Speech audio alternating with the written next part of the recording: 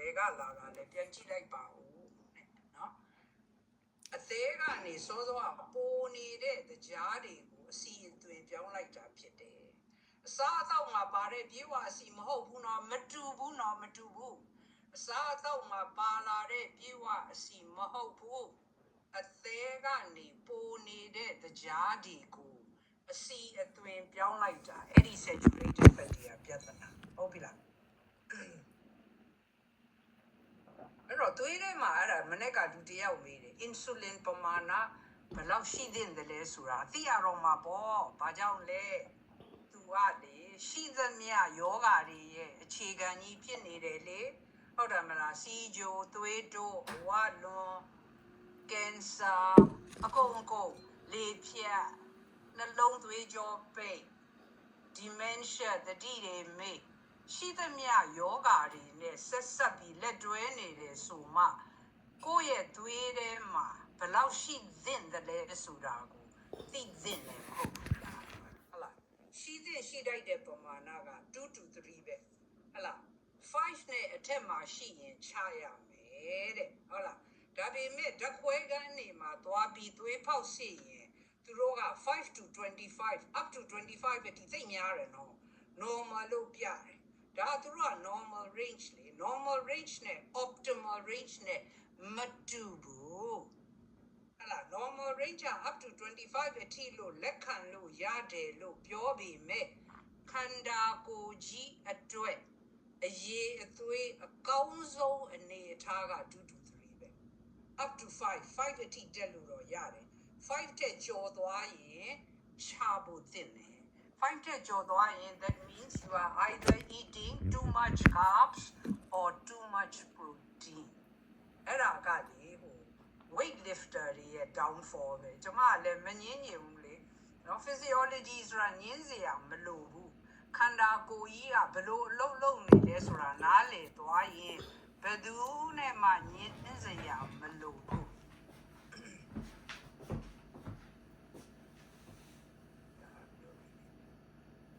ဟုတ်ပြီလားအဲ့တော့အဝလွန်ယောဂါတွေဖြစ်မယ်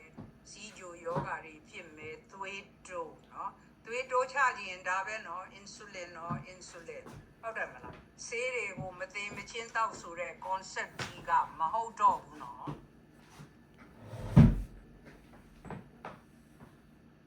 hypertension cancer လည်းပါလိုက်သေးတယ်နော် fatty liver တို့လားအသေးစီဖုံးအသေးစီဖုံးကအစီကြောင့်မဟုတ်ဘူးနော်အစီစားလုံးမဟုတ်ဘူးသူတို့အစီမစားရင်ငတ်တာပဲဖတ်တယ်အသေးကလိုအပ်ရင်ထုတ်မှာပဲအစီတွေကိုအဲ့တော့ insulin ကဘာနဲ့တူလဲဆိုတော့ domain ဒရဝံပေါ့နော်တကားစောက်နဲ့တူတယ်ဟလာ insulin ကတကားကိုဖွင့်ပေးတယ်အာဟာရတွေကလပ်စီးတွေကိုဝင်ဖို့တကားဖွင့်ပေးတဲ့ဒရဝံကြီး insulin နော်အဲ့တော့တစ်ချိန်လုံးကိုကစားနေရင်တစ်ချိန်လုံးတကားလာခောက်နေမှာပဲလေတကားလာခောက်တော့ဘာဖြစ်လဲဒရဝံကပင်မနေပြီပေါ့မောနေပြီသူကတစ်ချိန်လုံးဖွင့်ပေးနေရတာ domain gets tired နော်ဟုတ်တယ်မလားသူကမောနေပြီတစ်ချိန်လုံးတကားလာခောက်တာ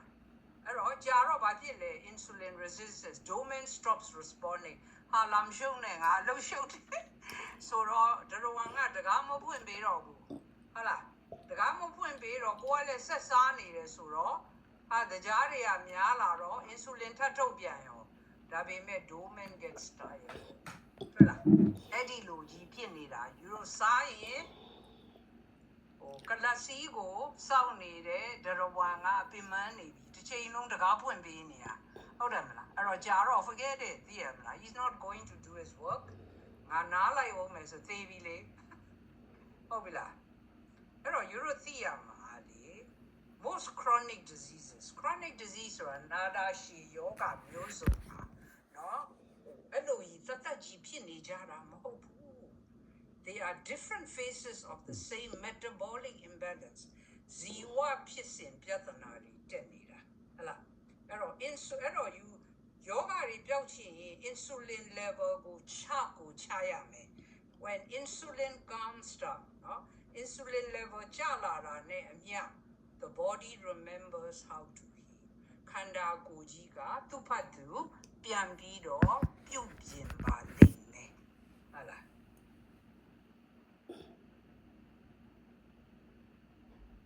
အဲ့တော့အရင်ဦးဆုံးတက်တာ insulin တော့တချို့တွေမှာကြားမတက်သေးဘူး fasting sugar check လိုက်ရင် normal even hemoglobin A1C could be normal but insulin is very high သူကအရင်ဆုံးတက်တာကြားမတက်ခင်သူကြီးကအရင်ဆုံးတက်တာเนาะအဲ့တော့ဒါကြောင့်မလို့ယူရိုသွေးဖောက်စစ်တယ်ဒါကြီးလည်းဘယ်လို့မှမစစ်ကြဘူးဘယ်လောက်ရည်ရလဲအရေးအကြီးဆုံးကိုဘယ်လို့မှမစစ်ဘူး why they are not taught that way ဟုတ်ပြီလားနော် insulin high insulin comes from အဲ့ဒီမှာယူကြားမတက်ခင်ဒါကြီးတက်နေတာတွေ့ရင်ယူကိုစားတော့ကိုထိန်းလိုက်ရင်စီးကြိုယောဂဖြစ်เสียအကြောင်းမရှိတော့ဘူးလေသွေးတိုးဖြစ်เสียအကြောင်းမရှိတော့ဘူးလေအဝလွန်ယောဂအကြောင်းဖြစ်เสียမရှိတော့ဘူးလေဟုတ်တယ်မလားအဲ့တော့ high insulin level တက်လာတာနဲ့ဘာဖြစ်မလဲခန္ဓာကိုယ်ရောင်ကိုင်းပြီဘာလဲရှိသမျှယောဂတွေအားလုံးကရောင်ကိုင်းခြင်းမဟုတ်ဘူးလားခန္ဓာကိုယ်ရောင်ကိုင်းခြင်းဟုတ်တယ်မလားခန္ဓာကိုယ်ရောင်ကိုင်းရင်သွားပြီလေအကုန်လုံးသွေးကြောတွေရောင်ကိုင်းရင်သွေးကြောတွေပိတ်ပြီးဟုတ်တယ်မလားကင်ဆာတွေဖြစ်ပြီးအုံနောက်တွေရောင်ကိုင်းရင် dementia ဖြစ်ပြီးပြဿနာတွေနော် impaired immune surveillance ကိုယ့်ရဲ့ခုခံအားလည်းမကောင်းတော့ဘူးနော်ကလစီစွမ်းအင်ထုတ်တဲ့စိတ်ယုံတွေလည်းကမောက်ကမဖြစ်ဟုတ်တယ်အဆီတွေတက်လာပြီနော် visceral fat bone marrow fat liver fat အကုန်နော်ခုခေတ်မှာအသေးအဆီဖုံးတွေအရမ်းများအဲ့ဒါဘာကြောင့်လဲ high insulin ကြောင့်အဲ့တော့ယူရိုသွေးဖောက်စစ်တဲ့အခါမှာ fasting insulin ကိုမစစ်ဘဲနဲ့ဘယ်လိုလုပ်ကြလဲနော်ကိုကစစ်ပါဆိုရင်တော့ဆရာဝန်ကကိုထားအောင်ငေါက်တာလည်းရှိသေးတယ်စိတ်ညစ်စရာကြီး that level တွေ့လား hypertension အကုန်လုံးရှိသမျှယောဂါတွေအကုန် even parasite တွေကလည်းသူကကြားသိကြိုက်တာနော်သိတယ်မလားသူနဲ့လည်းလက်တွဲနေတယ်ဒါကြောင့်မလို့အဲ့နောက်ပိုင်းမှာနော် parasite တွေကိုပါကုလိုက်လို့ရှိရင်ယောဂါတွေတော်တော်သက်သာလာတယ်တွေ့လား cancer နဲ့လည်းဆက်သွယ်မှုရှိတယ်ဘာကြောင့်လဲ insulin is a growth signal insulin ကလစီတွေကိုပွားလာစေတယ်တေးပြီးလေ cancer ကလစီတွေပွားလာရင်ပြဿနာအဲ့ဒီထားလိုက်ပါတော့နည်းနည်းကြော်လိုက်မယ်အဲ့တော့ကဲ parasite တွေနဲ့ဘယ်လိုလက်တွဲသွားနေတယ်လဲကြည့်ကြရအောင်ဟုတ်ပြီလား parasite သူကလည်းရမ်းရေးကြီးတာနော်နောက်ပိုင်းမှာလေနောက်လို့သူ ivermectin ကကောင်းတော့ကောင်းတယ်ဒါပေမဲ့ तू ကရှိသမျှ parasite အားလုံးကို तू ကမနိုင်ဘူး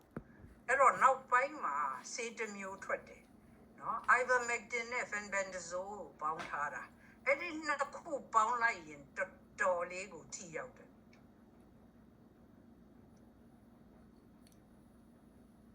အဲ့တော့ကြားများတဲ့နေရာမှာ parasite တွေကရမ်းကြိုက် parasites they thrive in the same terrainဆိုတာဘာလဲဟလာ sugar တွေတက်နေမယ် insulin တွေတက်နေမယ်ဟုတ်လားအဲ့ဒါဘယ်လိုလဲလိုက်ချစ်တယ် high glucose many parasites rely on glucose ဟုတ်ပြီလားအဲ့တော့ parasite တွေကဘယ်မှာပုံနေသလဲ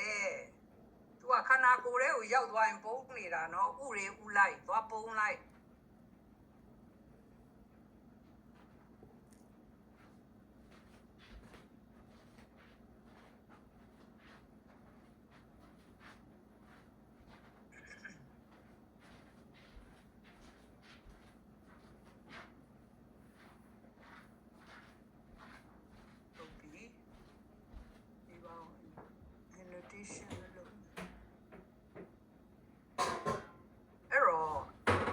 parasite တွေကခန္ဓာကိုယ်ထဲရောက်သွားရင်အသေးမှာလည်းပုံနေတယ်အသေးမှာနော် तू ကအလုံးကြီးတွေဖြစ်တာ cancer မဟုတ်တဲ့အလုံးတွေနော်အဆုတ်မှာလည်းပုံနေတယ်နော်အဆုတ် cancer ဖြစ်တယ်အသေး cancer ဖြစ်တယ်သိကြောက်ဖို့ကောင်းတယ်အုံနောက်မှာလည်းပုံနေတယ်ကြွက်သားတွေမှာလည်းပုံနေနော် fatty tissue တွေမှာလည်းပုံနေ အဲ့တော့သူတို့ parasite ရှိခြင်းအပြင်သူတို့ကဟိုပါပေါ့နော် foreign body လေခန္ဓာကိုယ်ထဲမှာမရှိတဲ့အရာတွေရောက်နေရင်ဘာဖြစ်မလဲခန္ဓာကိုယ်ရောင်ကိုင်းမှာပေါ့ဟုတ်တယ်မလား parasites တွေဟာသူတို့ရှိခြင်းအပြင်နော်ဟိုပါပေါ့နော်ရောင်ကိုင်းစီတယ်ဆိုတော့မကောင်းဘူးပေါ့ဆိုရတာပေါ့အဲ့တော့ insulin တွေလည်းတက်နေမယ်ဒီကြားထဲမှာကိုကတွေးကြရတွေစားပြောတာလဲနားမထောင်ဒါတစ်သက်လုံးစားနေတာပဲဘာဖြစ်သေးလဲစားမှာပဲအေးစားကြလေဒါရေပေါင်းလိုက်တော့ဒါကြီးပေါ့ကင်ဆာပေါ့ဟုတ်တယ်မလားကင်ဆာဖြစ်တဲ့အခါကျတော့မှအော်ငိုကြပတ်စံနေကုန်ည PET scan တွေရိုက်ကြကီမိုတွေပေးကြအန်ရဝန်းနေရှော့ကြ oh my god သိတယ်မလားဒါတွေကအစားအသောက်ကိုထိန်းလိုက်ရင်ပြဿနာရှင်းသွားတယ်ဟိုလူတယောက်ကပြောတယ်အစားအသောက်ကြောင်းနဲ့ယောဂတွေဖြစ်နေရေပဲသောက်ရမှာလားတဲ့အရေရတယ်သိတယ်မလား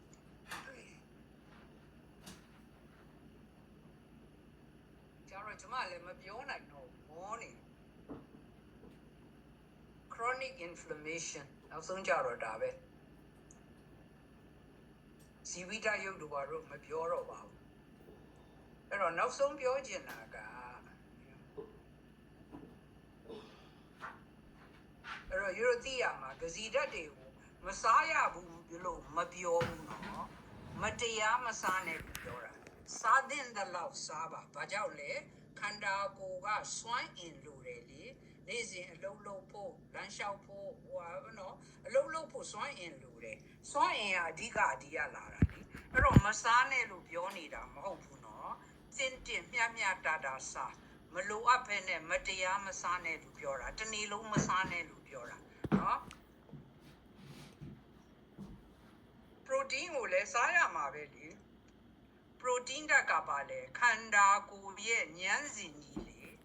ဉာဏ်စဉ်ကြီးပြိုလို့မှမဖြစ်တာ protein မစားလို့မရဘူးစားရမယ်သို့တော်လွန်ကျူးမစားနဲ့လို့ပြောတာလွန်ကျူးစားရင်ဘာဖြစ်သလဲ protein လွန်ကျူးစားရင်သူကလည်း insulin တက်တယ်တကြားကိုပြောင်းသွားတယ်ဟုတ်ပြီနော် protein က essential လိုတယ်လို့စားရမယ်ဒါပေမဲ့လွန်ကျူးမစားနဲ့လို့ပြောတာအဲ့ဒီမှာ body builder တွေရဲ့ပြဿနာကပါလေ excess protein စားရင်ဒုက္ခဖြစ်ပြီเนาะဒီကြားထဲမှာတို့ကအစီလျှော့လိုက်သေးတယ်အစီလျှော့ပိုပြဿနာတက်ပြီအစီလျှော့စားရင်ကိုက bite တစ်ချိန်လုံးစားနေတယ်မတင်တိမ်အဲ့တော့ဟာရှိသမျှလိုက်ကောက်စားတော့တာသိတယ်မလားဒါတော့မပြောတော့ပါဒါတွေကဆရာဝန်တွေအတွက်တော့ကောင်းတယ်အဲ့တော့အစီစားရင် insulin effect မရှိဘူး why အရင်ကောင်းတာတော့အစီရလေ it's a energy powerhouse သူကဂဇီဓာတ်တဲ့3ဆပို့ပြီးတော့စွမ်းအင်တွေထုတ်ပေးတယ် insulin လည်းမတက်ဘူးเนาะအစီစားလို့အစီလည်းမဖြစ်ဘူးအဲ့တော့အစီကစားရမလားစားမှာ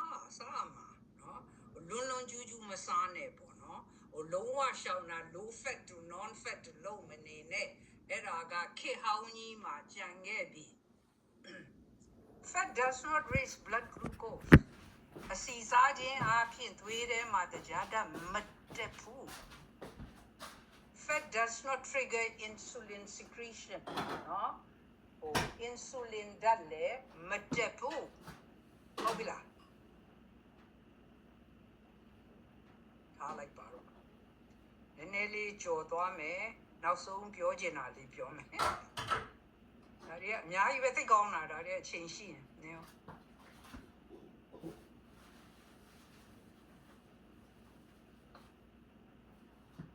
ကဲအဲ့တော့ပြဿနာကိုဘယ်လိုဖြေရှင်းလဲ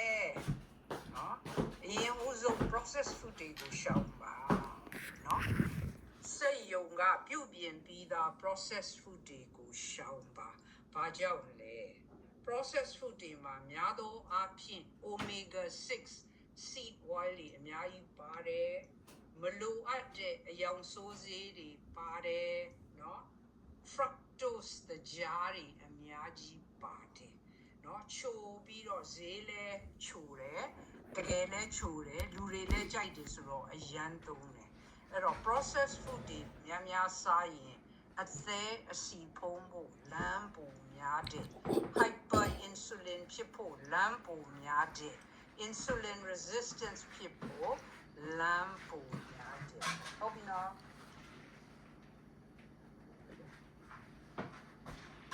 နော်အစိအစံစများ canola oil တို့ corn oil တို့ soybean oil တို့ sunflower oil တို့ vegetable oil တွေကိုရှောင်နိုင်ရှောင်ပါဟလာသုံးရမယ်ဆိုရင်လေအရန်ကြီးကိုပူအောင်မလုပ်နဲ့ပေါ့သူက oxidize ဖြစ်တယ်လို့နော်တက်နိုင်ရင်ဘုံစီ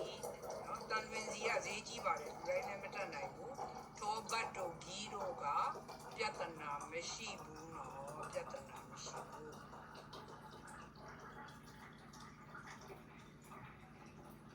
အဲ့တော့ဥပမပေးနိုင်တဲ့အစီတွေစ butter တွေ့လား butter saturated fat no is so good for you ကျက်ဥတွေ့လား organic pastured eggs coconut oil coconut macadamia nut raw organic dairy grass fed beef အသားတွေကလူနဲ့အရန်တဲ့တာနော်လူတွေကလေအယူအဆတွေကမှားနေတေးရ butter egg ကျမဆိုရင်စvitamin D level ကောင်းနေဖို့လိုတယ်နော် optimal 60 to 80 nanogram အဲ့ဒါလည်း nanomole nanogram လည်းပြောလို့ပြည့်နေရနော်အဲ့လားတနေ့ကိုအနည်းဆုံး9000လောက်တော့တောက်သင့်နေပေါ့နော်အဲ့တော့ vitamin D တောက်ရင် magnesium တို့ K2 တို့နဲ့တွဲတောက်နိုင်ရင်ပိုကောင်းတယ်နော်အလှမ်းမမီရင်မတောက်နဲ့အလှမ်းမမီတဲ့လူတွေမတောက်နဲ့လမ်းမီရင်ပို့ပြီးတော့ကောင်းတယ် vitamin D ကောင်းကောင်းအလုပ်လုပ်ဖို့ magnesium နဲ့ K2 လိုတယ်နော်နေပူခိုင်ရောမရဘူးလားလူတယောက်ကဟိုတယောက်ကကျမကိုဘူးပြောတယ်ဘာပြောလဲဆိုတော့ဘာဖြစ်လို့တဲ့ vitamin D တွေတောက်ခိုင်းနေရတာလဲတဲ့ထောင်ကျနေလို့နေပူခံလို့မရဘူးဟောဒုက္ခဒါမျိုးလူတွေကိုသွားညင်းမှာလေဘာမှနားမလဲတဲ့လူတွေသွားညင်းကိုပဲယူဖြစ်